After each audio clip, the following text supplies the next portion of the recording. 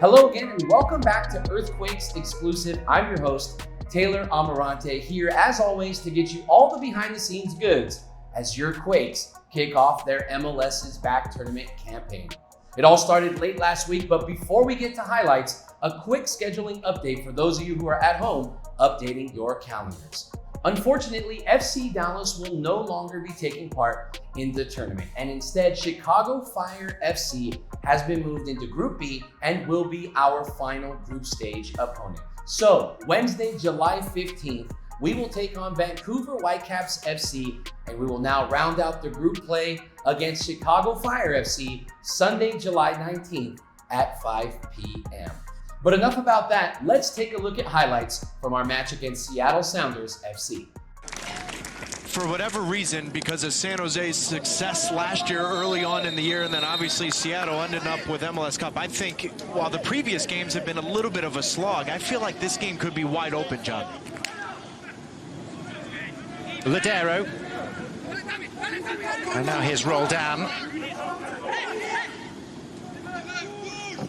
And Roldan getting real power behind that left-footed effort.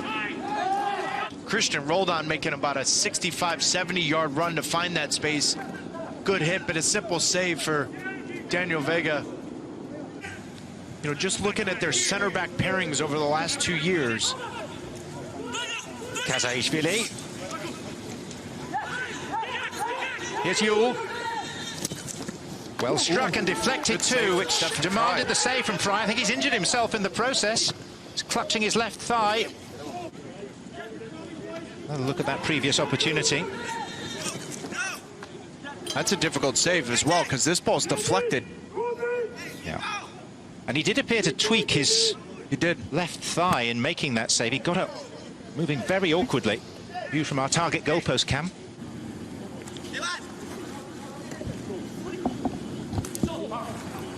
And Seattle could be in here.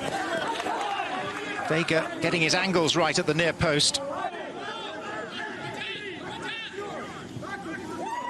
Leerdam. And Rui Diaz with the chance. And so often he's taken those before. They're saying a hand was used. Ball is behind anyway. Match fitness, sharpness. It's this. Rui Diaz hits that first time. Any other time in the season, he's hit that first time. Eriksson's kick. And it fell to Cade Cowell, who couldn't control it instantly. And that is the final act of this game between Seattle and San Jose, which Taylor ends goalless. Starting any tournament off with a tie is not the best case scenario, but it's definitely not the worst case scenario either. And luckily, our next match is just around the corner. And now, let's hear some post-game sound bites from our boys. I mean, it's a normal game. I think everyone has come to compete and come to play hard. And, you know, you only have 3 games. And, you know, so each game is very important to win. Because if you lose, it lessens your chance of making it through. So I think everyone's kind of come with the 100% attitude. And, you know, with the weather, how it is, you have to be focused for the whole 90-plus minutes. And you have to give it your all each play. Because it is a tournament, and you know, one mistake can make you out of the tournament. We have a very deep squad, and you know, we're relying on every player who did play to recover as fast as possible, and everyone who didn't to be ready. You know, we were fortunate enough to come early and get a little bit accustomed to the weather and being able to train with one another earlier while we're here. So I don't know if it's an advantage or not, but you know, I think we'll be ready.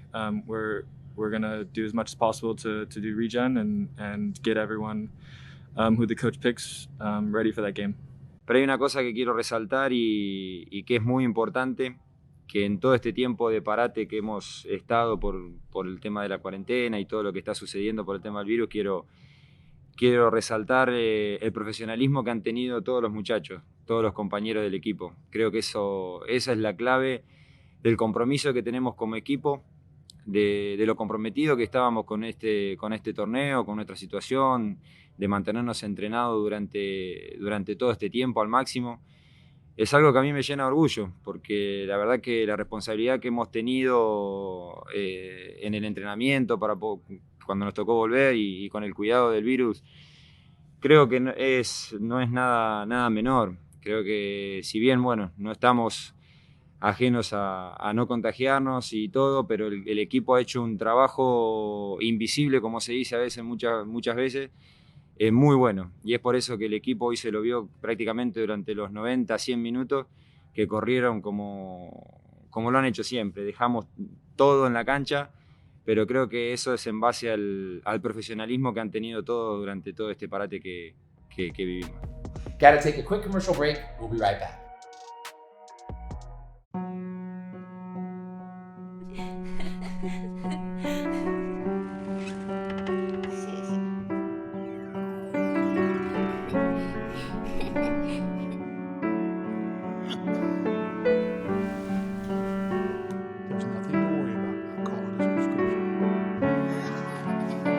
When this is over, you'll remember the ones who were there with you.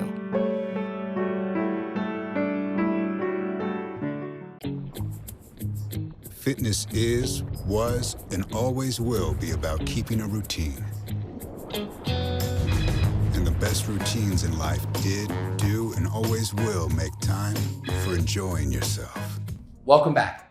Last week, Quakes analyst Danielle Slayton and former player Marvell Wynn gave us some great insight into the Seattle match. Let's see what they had to say about the outcome of that game and what we can expect Wednesday versus Vancouver Whitecaps FC. Check it out. Welcome back, Earthquakes fans, and welcome back, Marvell Wynn. The Earthquakes took on the Seattle Sounders most recently in the MLS is Back tournament, coming away with a 0-0 result and 1 point. Marv, give me your assessment of the first match. What'd you think? It looked like a lot of what we're used to when it comes to the Quakes. The man marking was obviously there, and it looked to give Seattle a lot of trouble. We had a lot of shots and opportunities. We were going forward. We had Judson going from side to side, kind of moving the play along.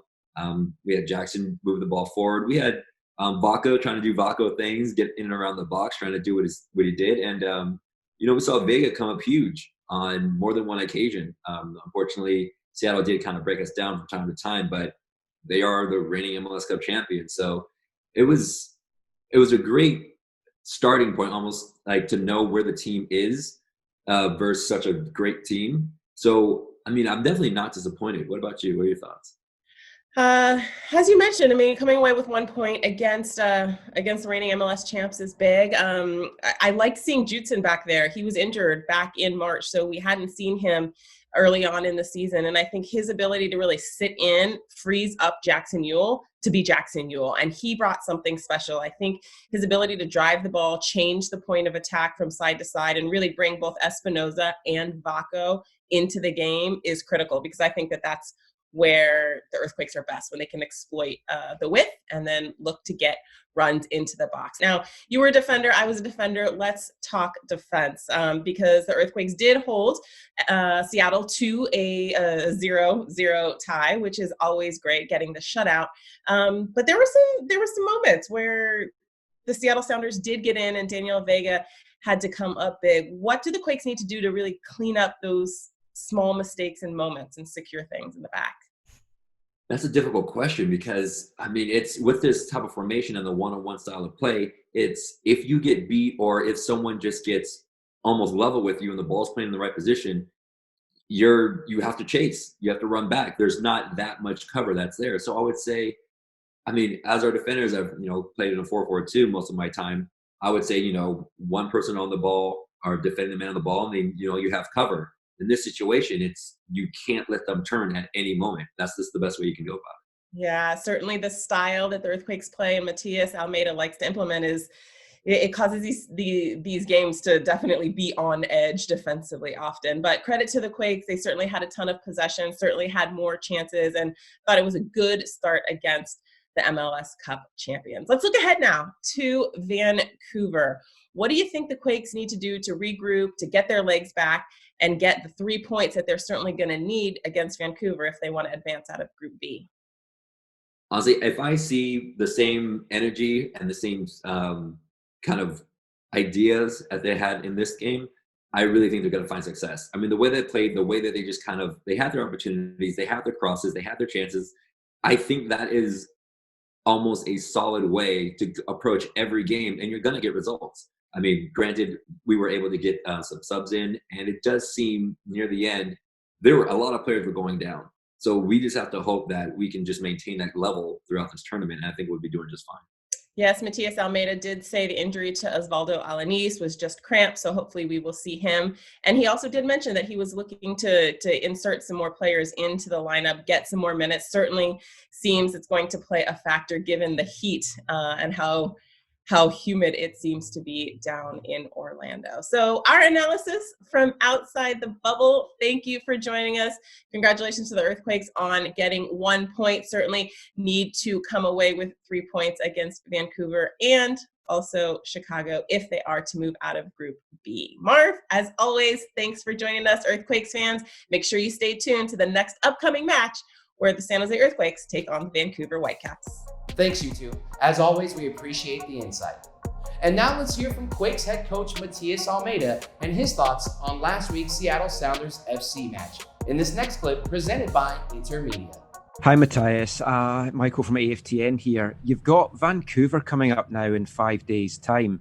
They have not played a game yet. Do you feel going into this you have a bit of an advantage because you've experienced these conditions, or do you feel that they're going to be coming in fresher and they might be heading into this with the advantage? Yo creo que todos vamos a estar parecidos. I think we'll all be even. Obviamente jugar este partido que jugamos hoy va a requerir de 2 o 3 días para recuperarnos. Obviously, after playing the game we played today, we'll need 2 or 3 days to recover. Pero no estamos aquí para poner excusas. But we're not here to give excuses. Tenemos un grupo donde los jugadores que hoy no participaron podrán participar seguramente. We have a group where the guys who didn't play today will surely end up participating. Así que será un partido difícil nuevamente, como son todos. So it'll be a hard game, as they all are. Aprovecho también para solidarizarme con la gente de Dallas, con la gente de Nashville. I also want to show solidarity to the people from Dallas and the people from Nashville. Y bueno, nosotros trataremos de estudiar al rival que viene y hacer un buen partido nuevamente. So we'll try to study the upcoming opponent and have another good game. Hi, Matias. Thanks for taking the time. I'm curious if you think that tonight's result is one that you're satisfied with, and if you think that the game coming up against Vancouver, you have to win in order to progress in the tournament. Realmente estoy muy satisfecho de la entrega de los jugadores. I'm very satisfied with what the players gave. De la interpretación, porque cuando uno juega al fútbol no solamente tiene que jugar, sino interpretar lo que está haciendo. I'm thankful for their interpretation, because when one plays football, you don't just play, you have to interpret what you're doing. Han tenido una predisposición excelente desde que le dimos los planes de trabajo cuando estábamos en San José, que entrenaban solos. They've had excellent willingness ever since we were in San Jose and we gave them their at-home workouts. Y la predisposición para venir 15 días antes a Orlando. And the willingness to come to Orlando 15 days early. Creo que hoy nos quedamos satisfechos porque el rival es el campeón. We're satisfied because the opponent is the current champion. Entonces nos pusimos a la altura del campeón. So we were at the same level as the champion. Por momentos dominamos. For moments we were dominating. Por momentos sufrimos esa parte que tienen ellos individual y colectiva también. For moments we also suffered from their individual and collective part. Pero en línea general estoy muy feliz por mis jugadores. But generally I'm very happy for my players. We'll be back after these messages. Californians are coming together to keep our communities safe by sheltering in place. But as millions face economic hardship, PG&E wants you to know about our CARE program, which can help customers reduce energy bills by at least 20%. Sign up is easy, and you don't need proof of income to start the process. To find out more about CARE and other programs to lower bills, text CARE to 20283 or visit pge.com/care. No matter what's ahead, you count on family. And Northern California families count on Honda. Fuel efficient, packed with high-tech safety features, with legendary dependability you can pass down from one generation to the next. And right now, you can count on exceptional deals on every new Honda. But blink, and you'll miss it. Honda is family. Ask anyone who owns a Honda. Welcome back. The San Jose Earthquakes and Quakes Foundation are super inspired by our community and its frontline workers. When the pandemic hit, we launched the Neighborhood Heroes campaign, a campaign aimed at identifying neighborhood heroes once a week and the special work that they are accomplishing in their community. Recently, we visited the African American Community Services Agency on this week's Community Spotlight, presented by Wells Fargo. So my name is Sabrina Monet Lamontine, and we're at the African American Community Service Agency. It was founded in 1978 by local community members, and we're doing our AACSA Cares program. AACSA Cares has always been a program that's helped when we need in sort of emergency situations. So we used to just have an emergency food basket. We had some items in our pantry, people were able to donate to it. And people who came in off the street, clients that were in need of food, we were able to give them those products. So how that expanded into AACSA Cares, we're able to give out food, toiletries, hygiene products, diapers and wipes, and formula. So when COVID hit, a lot of people were affected, and they still are about 2.5, 3 months later. So this little bit of need, this giving out a food basket, toiletries, hygiene, it allows families to be able to move, each week with saving their money for something else rather than having to worry about how they're going to get fed, where they're going to eat, what are they going to do next week, especially with larger families as well, and even individuals. So we are definitely asking for donations, and donations could be in kind. We accept food donations, toiletries and hygiene products, or even monetary donations. We go out every day to purchase these items, so we're definitely in need of that. We always are looking for volunteers, so volunteers can reach out to us through the same methods, and they can sign up.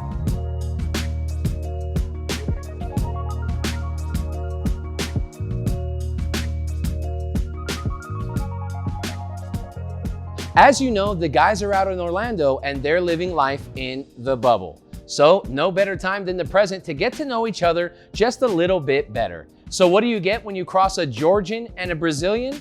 Well, you get some pretty hilarious banter, courtesy of Guram Kasia and Luis Felipe. Have a look. Hi guys, this is Guram Kasia. I'm with Luis Felipe, and I will have some few questions with him today. We are in Miami, and it's quite hot here. In Orlando, it's quite hot here. You ready? Hi, Luis. How you doing? I'm good. Yeah. So, Luis, tell me about yesterday. It was a historical moment that our fitness coach, he scored his first goal. Yep, I heard. In 2 years, he's here. He scored first goal, and we played this game every single day. What a moment. What a moment. He was talking a lot, like usually. Yeah. More than 1,000 times he tried. He scored once, but guys, never give up. So you Brazilians here, you and Judson, you hang out a lot. Yeah. Kind of we communicate with each other, but with Judson it's a little bit difficult because his English is not perfect. He's good though, he's getting better. Just tell me, how is it in the room? Because I never visit in your room. How is it behaving? How is it? Yeah. Well, just like when he's out, always laughing. He's very energetic. Even if he's disappointed, he's like, he has a positive screams or something. Moment. Yeah, he's a funny boy. Everyone laughs when he's a different. Yeah. Lou, we are almost more than 2 years, I think, teammates. You learned some words in Georgian. Can you tell us some of them? I don't know if I should. You should. I think if Georgians would see it, you will make them laugh. Yeah? Yeah. Tawidat? Yeah, let's go. Let's go, bro. Pakshuebi? Yes, what's up? We are more than 2 weeks here. How you handling here? Do you miss your dog? Yeah, I miss my dog. Bro, you put that. He posts 10 stories a day. 9 of them is about the dog. It's my little dog. Yeah, but I miss him. I know why you have him. Girls are hanging out around the dog all the time. I know. So that's it, guys. Thank you, Luis, that you were with me today. I would give you a hug if you want. Yeah. No, social distance, bro. Only box.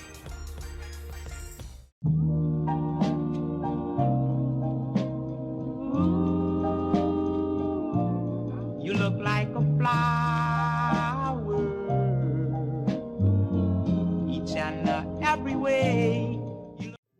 The last few months have been really hard. But even still, they've given us a few reasons to celebrate. Meet April, May, and our newest arrival, June. It's the joy we take in delivering hope. It's 1,000 things, big and small. Sutter Health. Welcome back. Fan favorite Tommy Thompson is easily one of the busiest players on the San Jose Earthquakes off the pitch. On this week's edition of A Day in the Life presented by Clover, we took a look at what one of Tommy's days looks like. And we were there when he finally got that all-elusive haircut. What's up, guys? It's Tommy Thompson here from the San Jose Earthquakes, and welcome to the Orlando Bubble.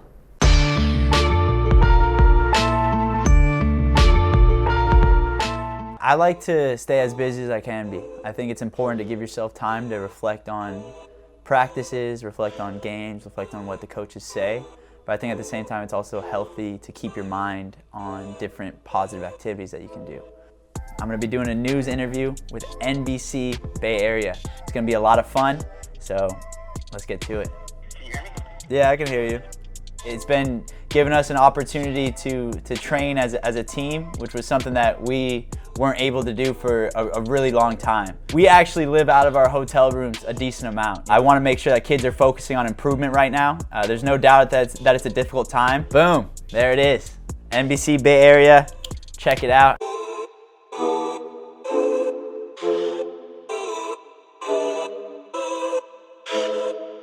We got Paul Marie here, Team Barber, chopping up everyone's hair, making us look good. Thank God he brought his clippers, because 2 days after being in this humidity, I realized how badly I needed to cut my hair.